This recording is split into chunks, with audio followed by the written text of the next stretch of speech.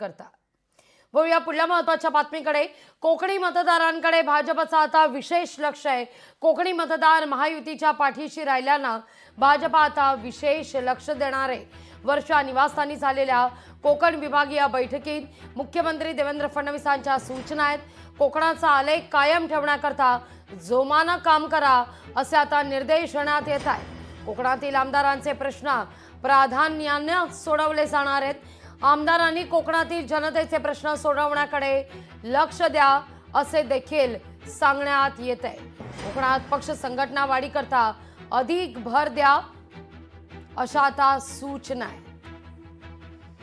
अधिक माहिती घेऊया आपले प्रतिनिधी चेतन ननावरे यांच्याकडून। चेतन, आता भाजपनं आपला फोकस कोकणाकडे वळवला असल्याचं पाहायला मिळत आहे। भाजप कोकणवासियांकरता विशेष मेहनत घेईल।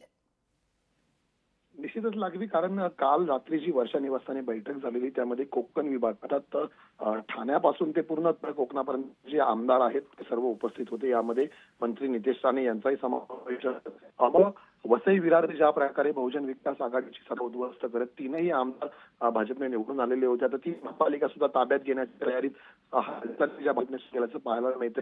अगदी रत्नागिरी असेल किंवा मालवण पर्यंत असेल, ज्या सर्व नगर परिषदा आहेत त्या सुद्धा आपल्याला सोडायच्या नाहीयेत। मग ज्या ठिकाणी सहयोगी पक्षाचे आमदार असतील तिथेही अधिकाधिक संख्येने आपले उमेदवार कशा प्रकारे निवडून आणता येतील आता स्थानिक स्वराज्य संस्थांच्या निवडणुकीमध्ये, या प्रकारे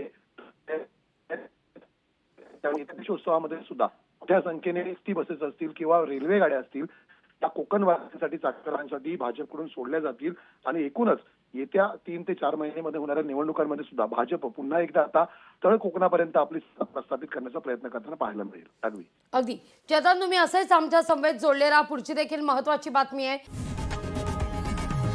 लोकशाही मराठी ऐका, पहा, जागरूक रहा।